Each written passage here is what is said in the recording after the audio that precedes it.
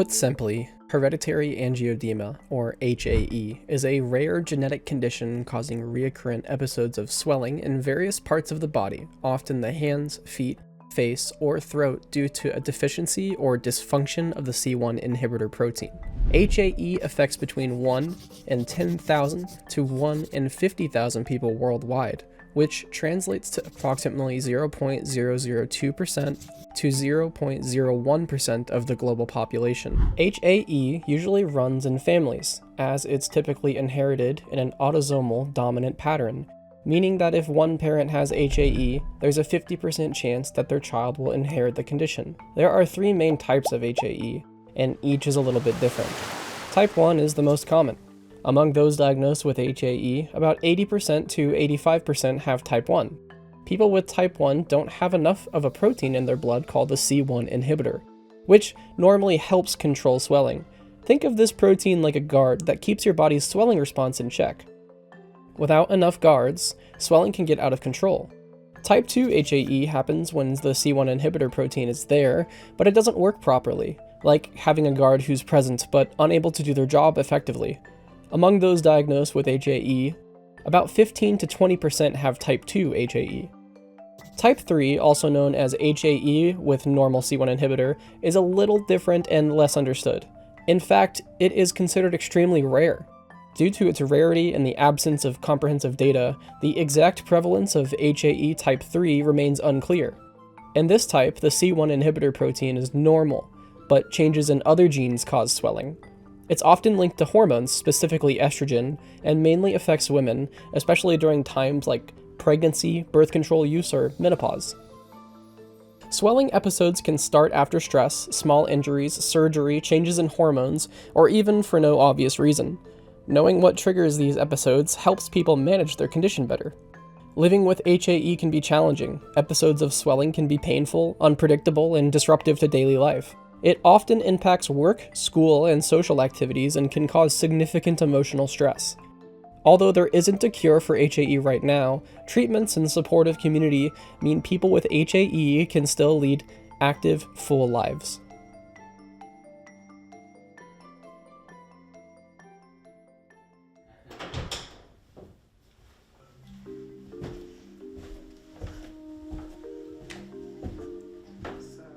The way I would describe HAE to someone who hasn't heard of it is probably it's a hereditary condition that causes swells and reactions within the body to different stimulants and triggers, basically. They could be both internal and or external. Many times the condition is shown as facial swelling or your throat swelling up, and it's kind of similar to anaphylaxis.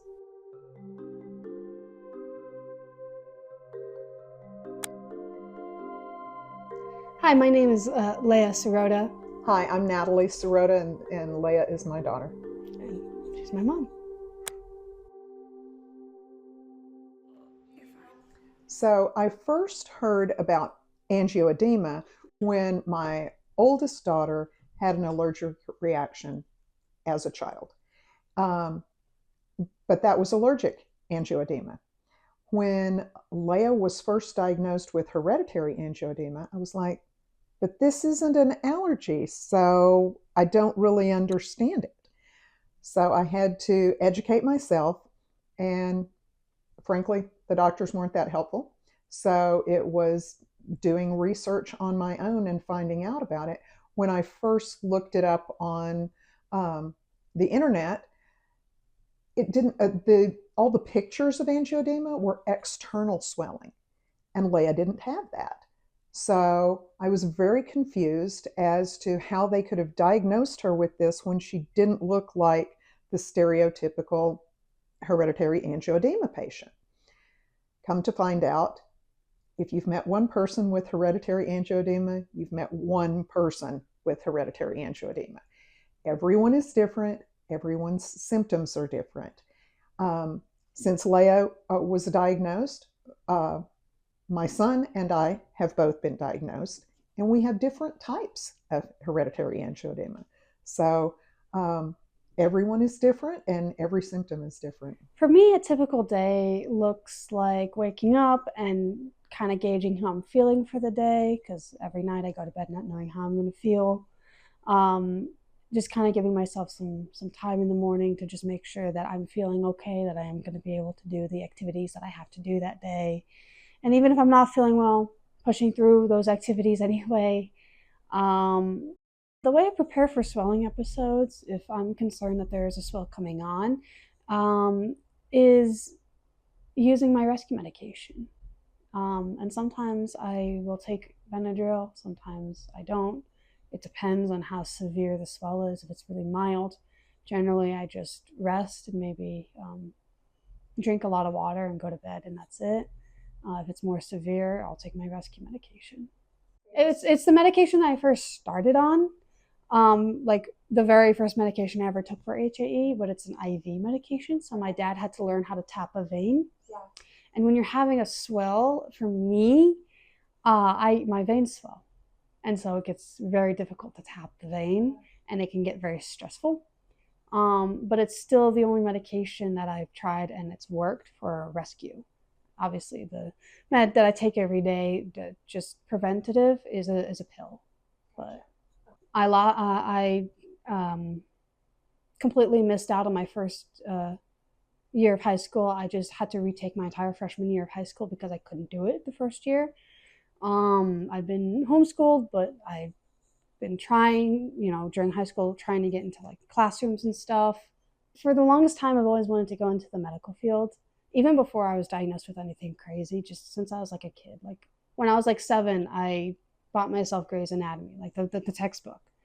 And I've always wanted to go into the medical field. And I finally got into an early college program that would allow me to go into EMT and paramedic work. But because of my health, that didn't happen. I could barely keep up with just the high school work that I had done.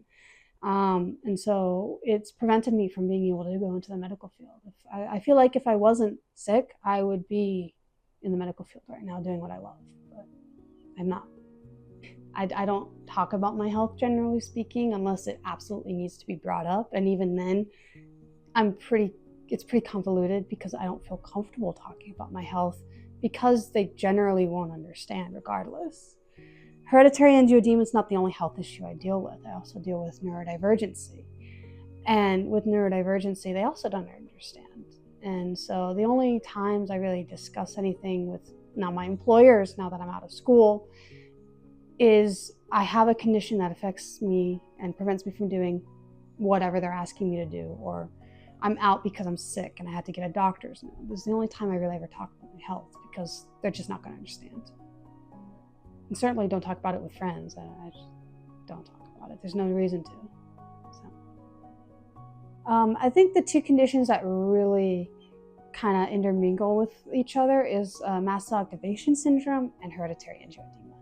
Because with mast cell activation, that's also kind of like a histamine response to, it can be almost anything. And the difference between mast cell and hereditary angioedema that I witness in myself is mast cell, it can change. You can have a reaction to a food item and then eat it 3 weeks later and not have a reaction, or vice versa. You could be fine with a certain chemical in a cleaning product one time, and then the next time your throat swells up. So it can change. It can be whatever it feels like. But it does feel different. It does. The most specific thing that I experience with hereditary angioedema is vein swelling. It causes my veins to like swell. You can see it in like my arms, my hands, my fingers, and it also gets very itchy. So I'm like clawing at my skin because my veins are itchy. And mast cell doesn't do that. Mast cell generally causes like headaches or dizziness or stomach pains, those kinds of things.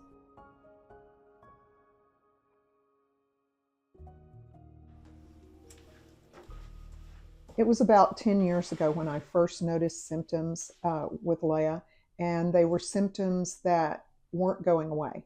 And of course, because of her age at the time, we first went to our family pediatrician, and they tried a few things, but it wasn't really working, and then suggested steroids, and because of her age, we weren't too keen on trying that.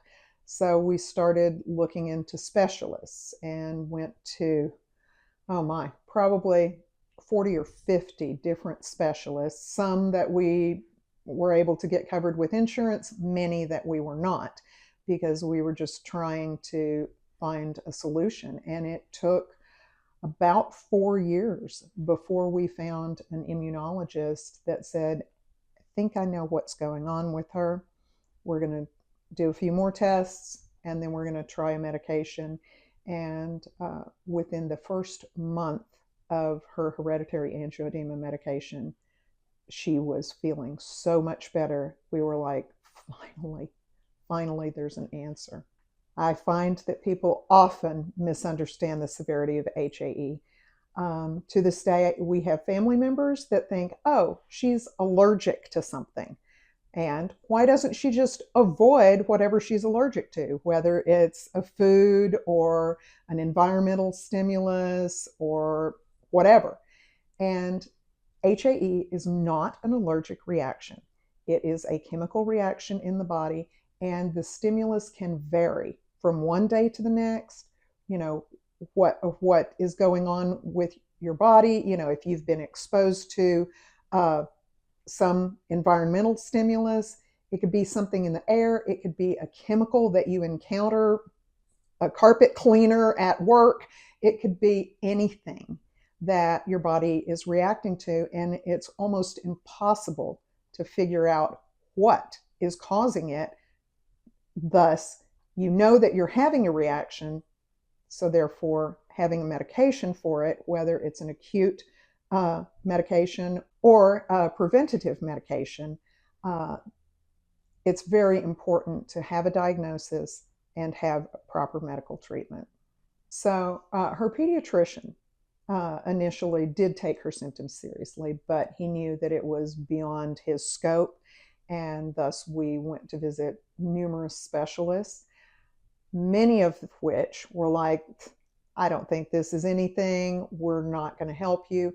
I had so many files from testing, MRIs, CT scans, LPs, etc., that I would take to every specialist. There was one specialist in particular who looked at what we had, took one look at her and said, this is too much. I can't deal with this. And we were paying out of pocket for this specialist, and to be told, no, this is too much, was just unfathomable to me. I mean, what doctor doesn't want to help a patient? But we've had doctors that said, we think that she's faking this. We think maybe it's psychosomatic. We've had the full gamut from specialists, and fortunately, we didn't give up, and Leah didn't give up, and we found our most wonderful immunologist who finally gave her a diagnosis and treatment.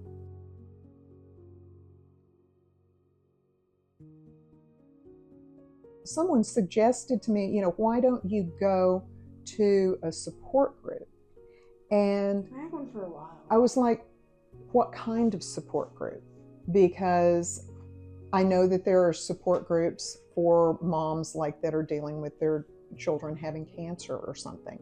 But mine is, I'm dealing with a child with chronic illness, and no one really understands this rare disease, chronic illness. So who am I going to be walking into, you know, where people are dealing with their child having terminal illness? I'm not going to fit into that group, because thankfully my child does not have terminal illness, but it's chronic and there's no real arc to it. It's just constant.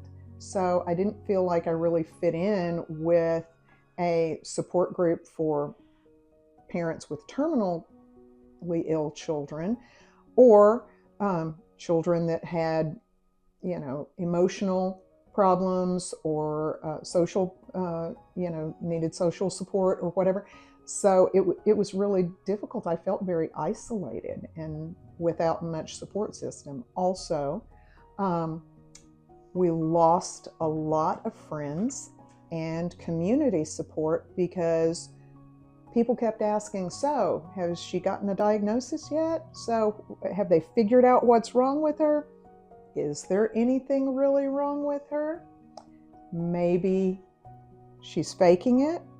Maybe it's Munchausen's. Maybe you just want her to be sick. And so we had many friends that walked away, that stopped communicating with us, even some family members, because we didn't know what it was yet. And they couldn't get their head around it or support us if we didn't know what it was. And I feel like the quote by Groucho Marx, if there's a club who wants me as a member, I don't want to join. You know, because unless you've dealt with a chronic, rare disease, you don't know what it's like. And frankly, I wouldn't wish it on my worst enemy because I don't want anyone to have to know what it's like. Unfortunately and fortunately, there is a community and we can support each other. Absolutely. It has been a real challenge balancing the worries of being a parent and allowing Leah to gain independence because she was a minor when she first got sick. And so it was absolutely mama bear, mother hen, protect her, look out for her, make sure that she doesn't encounter anything that's going to cause a reaction. And now that she's an adult and is managing her own medication and trying to navigate her own doctor's appointments, she still allows me to come with her because I have documented history that she wasn't aware of for many years and can provide that data to the doctors. So it's been an interesting push-pull between us, and thank goodness for a family therapist who helps us navigate that. But it's been interesting, very different than the relationships with my other children because they were not battling the life-changing diagnosis that Leah has, and we've had our bumps in the road over it, but I think we're in a pretty good place right now. And just learning to hand over the reins to her is interesting. It's a whole different dynamic than parenting my other adult children. Managing HAE as a parent is like being a regular parent on steroids. Because you're constantly concerned that your child is going to encounter something out in the world that is going to be an unknown trigger, something that you don't or they don't know could possibly cause a swell. And it's almost like you want to wrap them in bubble wrap before letting them leave the house. However, again, now that there are maintenance medications for HAE, I feel much more confident in Leah navigating the world on her own, whereas before I was constantly concerned that she was going to encounter something, you know, oh my gosh, did the school just have a deep clean and she's going to have a reaction to some sort of chemical that they used, and is it going to be safe for her to go to school today? But now I feel much better about it. There's so much wonderful research going on and so many new treatments out there that it's becoming a lot better for those of us living with HAE. The lifestyle changes that I have seen that Leah is using to manage her HAE is learning and understanding what some triggers that are pretty constant triggers that she can avoid. whether it's food or environmental or even lifestyle changes, that she, as she's gotten older and as she's learned more about her own body and HAE, she's been able to manage those things better. Also, the fact that she does have a maintenance medication and she is very committed to using it every day, same time, same procedure consistently, and that she knows she does have a backup if she needs her rescue medication. One thing that was very difficult is having to satisfy our previous insurance company's requirements for trying the less expensive, older medications for HAE, which unfortunately for Leah did not work. She had worse reactions to most of them. And then the other medications that were available said, if you've had an allergic reaction to an HAE medication, don't use this one. So it was very difficult. Also, learning to navigate tier 3 drugs, that they have to come from a specialty pharmacy. And that means contacting and working with not only insurance, but the specialty pharmacies. Fortunately, again, now the medication that she's using, the specialty pharmacy that supplies it has said, don't worry. If your insurance stops covering it for any reason, we will make sure that you are covered. They have patient assistance programs. And I feel so self-assured now that she's not going to have to go without her medication. It's very reassuring. There's two people that I say I wouldn't be here if it weren't for them, and that's my mother and my father.